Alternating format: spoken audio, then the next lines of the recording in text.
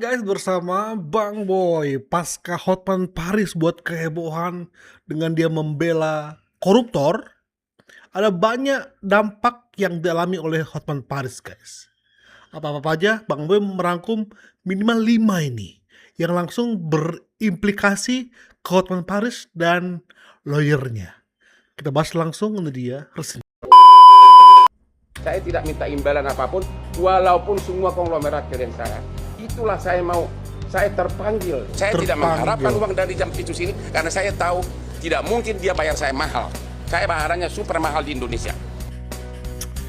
Si paling mahal akhirnya kena karmanya, guys. Dan ini adalah daftar-daftar karma yang diterima oleh Hotman Paris. Dari yang terkecil sampai yang gede ya. Ya kita tipis-tipis aja dulu. Yang pertama, di demo loh. Kehadiran kami di sini bukan Di demo loh, guys. hanya menyampaikan bahwa Hotman Paris harus menyampaikan klarifikasi di depan publik. Kemarin beliau juga sempat menghina profesi jurnalistik, menghina salah satu profesi wartawan. Berpikir dan membuat rakyat kembali kemudian ada kawan-kawan menyimpulkan bahwa ketika ada oknum yang di lingkaran presiden tidak boleh disentuh, bahkan dalam proses penetapan tersangka harus minta izin dulu pada presiden. Tidak begitu ceritanya, betul? Hotman Paris malah seolah-olah menyeret presiden ya ke hadapan rakyat. Nah, ini gue bertindak ini gara-gara presiden, seolah-olah ya, demi presiden, untuk presiden dan untuk kebaikan presiden, seolah-olah tangan kanan presiden ini nggak boleh disentuh ini. Dan akhirnya orang-orang yang paham hukum mengambil tindakan untuk demo aja dulu ya. Tapi ini menarik, jarang orang demo untuk suatu kantor yang bukan milik pemerintah, ya swasta lah ya. Hotman Paris kan swasta, dan ini mungkin nggak banyak ya guys ya orang demo bukan untuk pemerintahan ya. Oke, ini pertama, demo aja dulu. Yang kedua, Wah, emang beda. Nah, followers Hotman Paris anjlok gara-gara bela ex Jampitsus. Guys, media sosial lagi rame banget. Di mana-mana muncul ajakan unfollow Hotman Paris. Banyak yang mengaku kecewa dengan sikap pengacara kondang yang selama ini dikenal vokal membela rakyat kecil itu. Kalau ditanya penyebabnya, menurut saya bukan cuma satu. Pertama, gaya komunikasinya. Video ketika Bang Hotman mengatai seorang wartawan dengan kalimat yang... Menurut kau gimana? Lu punya otak gak? Tanya kakekmu, masa tanya gua? Nah itu, gila ya, bikin geleng-geleng kepala. ya, mungkin Bang Hotman ini pengen seolah-olah asik banget gitu orangnya ya. Dia seolah-olah pengen dijuluki asik banget sih Bang Hotman ini. Konpres tapi asik ya. Rupanya waktu konpres dia asik sendiri. ya. Seolah-olah itu teman-teman nongkrongnya. Itu yang mungkin yang salahnya Hotman ya. Sehingga akhirnya membuat banyak orang speak up, nengok kesombongan, nengok keangkuhan Hotman yang nggak pada tempatnya dia praktekkan. Ini yang kedua, ya banyak ajakan untuk mengunfollow IG atau medsosnya Hotman Paris. Yang ketiga, Breaking news, Gerindra membantah keras pernyataan Hotman Paris. Gerindra langsung membantah. Jadi dengan bantahan ini sekaligus akhirnya memperlihatkan lu nggak sedekat itu juga kali sama Prabowo. Ketua DPP Partai Gerindra yaitu Bambang Haryadi menegaskan Presiden Prabowo Subianto tidak pernah mengintervensi hukum. Bambang menyebutkan Prabowo menjunjung tinggi penegakan hukum yang seadil-adilnya. Pernyataan Bambang merupakan bantahan terhadap klaim pengacara Febri Adriansyah yaitu Hotman Paris. Hotman sebelumnya membawa-bawa nama presiden dalam kasus mantan Jampitsus itu. Sekretaris fraksi Partai Gerindra DPR RI itu mengungkit penegakan hukum era Prabowo yang disebutnya tidak pandang bulu. Bambang mengungkit beberapa pembantu Prabowo yang ditangkap terkait kasus hukum. Bagaimana tanggapan Anda dengan kabar tersebut? Tuliskan pendapat Anda di kolom komentar. Ketika mendengar Gerindra menegur Hotman Paris, itu menjadi suatu sinyal bahwasanya lu Hotman Paris jangan keseringan memakai nama-nama Prabowo. Banyak kali soalnya, kayak misalnya kasusnya ijazah Pak Jokowi ya, dia speak up tuh seolah-olah dia peduli sama para Prabowo, seolah-olah dia adalah jubirnya Prabowo. Itu yang pertama. Dan itu sering dilakukan dia di banyak kesempatan, seolah-olah memang kita akui dia ketika banyak permasalahan Prabowo pakai dia, tapi kalau itu bukan jubirnya ya, dan kalau itu bukan pengacara untuk semua kehidupannya dia. Kalau dia mau pakai ya pakai, kalau enggak, kalau itu freelance ya Bang Hotman ya. Nah ini Gerindra ada lagi guys, Dengan ini Mas, Istana juga. bilang kalau Febri Adriansyah itu kebanggaannya Pak Prabowo. Minta dikaji katanya proses hukumnya, tanggapan Istana mungkin Mas Pras? Ya itu kan kita kembalikan ke proses hukum ya. Jangan dikait-kaitkan juga dengan Bapak Presiden. Ya, sepenuhnya kita kembalikan ke mekanisme hukum yang Mantap Mas. Tapi kalau pemeriksaan memerlukan izin presiden, pejabat tinggi itu gimana Mas? saya rasa Klaim Bang Hotman. ya saya rasa sih kembali kepada mekanismenya ya. Saya rasa nggak ada juga hanya pada saat masih proses pemeriksaan harus seizin presiden itu kan. Mas, Oke. Nah, nanti kita dalamin lagi ya mengenai hal tadi. Tapi dengan Istana menampar Hotman Paris, berarti bentengnya Prabowo, Gerindra sudah menghadang Hotman Paris.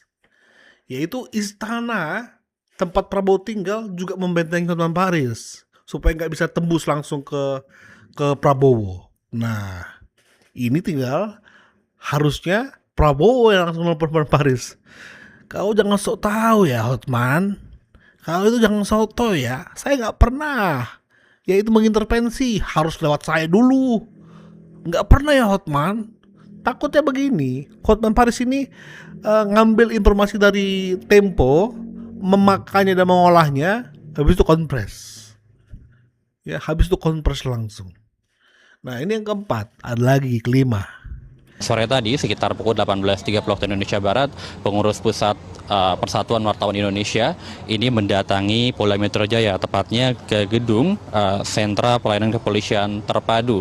Tadi ada sejumlah pengurus dari PW Pusat datang untuk berencana melayangkan laporan terhadap pengacara Hotman Paris Hutapea yang memang ini dinilai oleh PW Pusat telah merendahkan dan juga tidak menghargai profesi wartawan yang sedang bekerja di lapangan.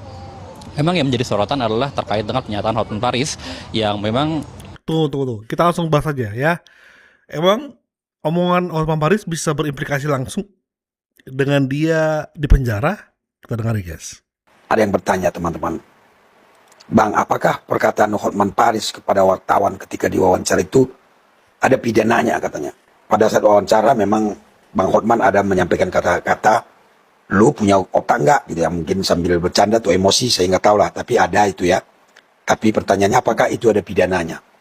Lalu kemudian ada berita bahwa PWI, Persatuan Wartawan Indonesia, melaporkan Bang Hotman atas hal tersebut ke Polda Metro Jaya. Nah sekarang akan kita bahas hukumnya tanpa ada perasaan benci ya. Saya menyampaikan hukumnya teman-teman ya. Supaya kita tahu gitu. Jangan karena kita benci, karena kita tidak suka, lalu mengaur nanti analisa hukumnya. Perkataan Bang Hotman itu ada pidananya. Yaitu penghinaan ringan. Kalau di KUHP lama diatur di pasal 315. Di KUHP baru diatur di pasal 436. Itu yang dimaksud dengan penghinaan yang bukan pencemaran. Ya. Ancamannya 6 bulan penjara atau denda 10 juta. Jadi ada pidananya? Ada. Namun ini delik aduan. Yang melapor haruslah korban. Artinya wartawan yang ditujukan kata-kata itu. Dia bisa melapor. PWI tidak berhak melapor. Ya.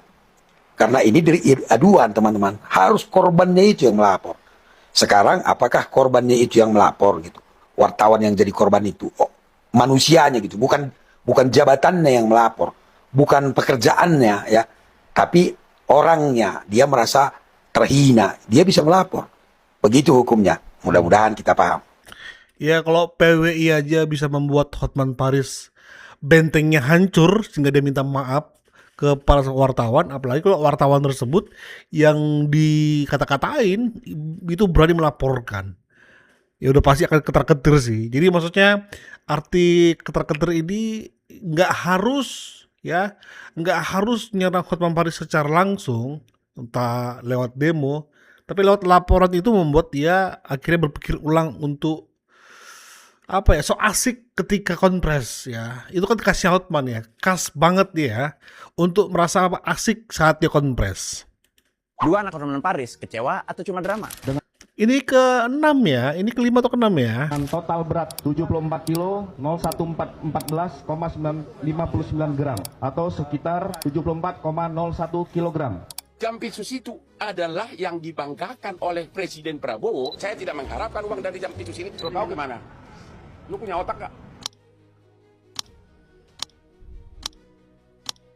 Baru-baru ini ramai banget story dari dua anaknya Hotman Paris, siapa lagi kalau bukan Frank Alexander dan Fritz Hutapea, terkait dengan keputusan Hotman Paris menjadi kuasa hukumnya Febri Adriansyah. Lantas apa isinya dan gimana kita melihat isu ini? Mari kita bahas. Disclaimer, silakan nonton sampai habis agar dapat gambaran utuh. Pertama, Frank Alexander menyindir kalau pembelaan Hotman Paris ke orang-orang kecil hanya sebagai pemasaran. Pedasnya lagi, si Frank meminta agar akun Hotman 911 itu ditutup aja. Karena itu cuma strategi pemasaran Holy Wings, kata dia. Nggak sampai di situ. Parahnya lagi, Frank menyebut dan menyorot Benny Jannah sebagai maklar kasus di pengadilan yang harusnya ditangkap KPK. Sedap memang Frank ini ya. Kedua nih, nggak mau ketinggalan, Fritz Hutapea meluapkan kekesalannya ke aspri Hotman Paris, Benny Jannah. Doi bilang, ingat nggak dulu fitnah-fitnah keluarga gua dan jadi racun di kantor, makan tuh karma, dan dengan keras bilang fuck you. Bahkan dia menambahkan Tuhan punya cara lain dibuka dengan sendirinya. Wow.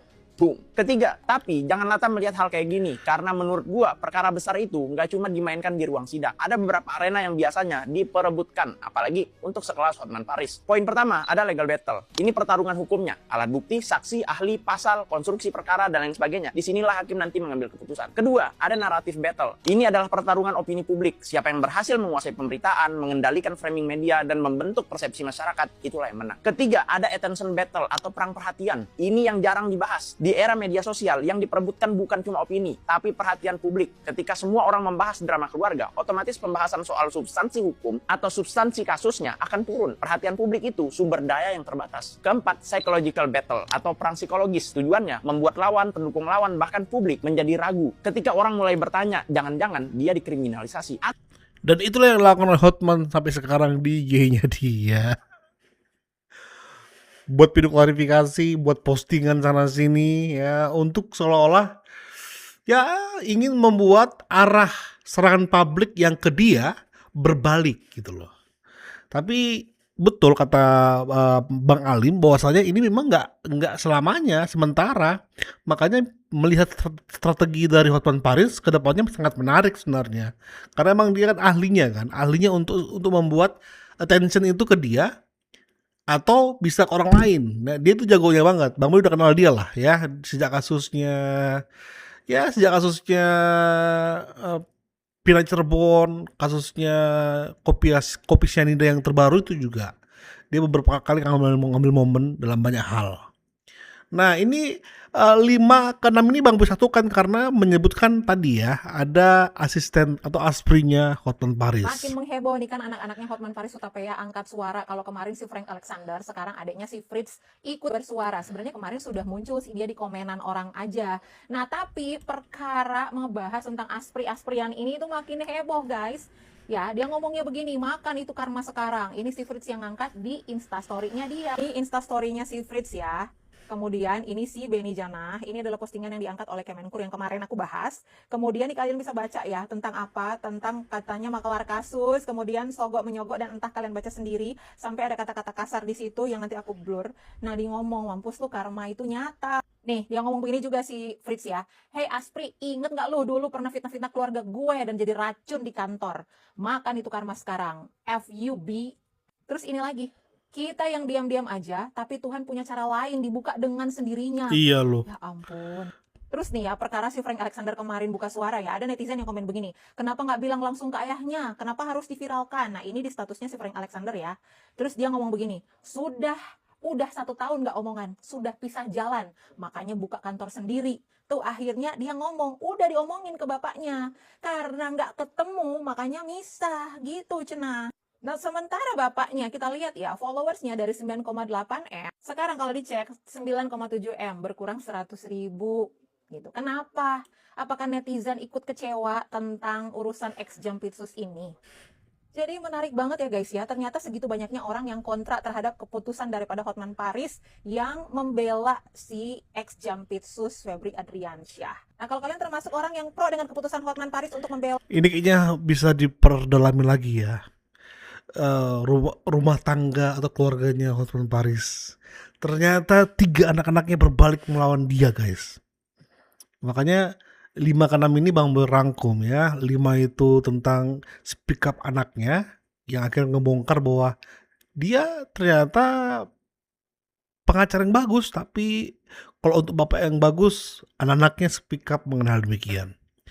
Dan juga terkait Asprinya itu akan membuka banyak kotak Pandora lah ya, yang kayaknya menarik untuk kita bahas di next content.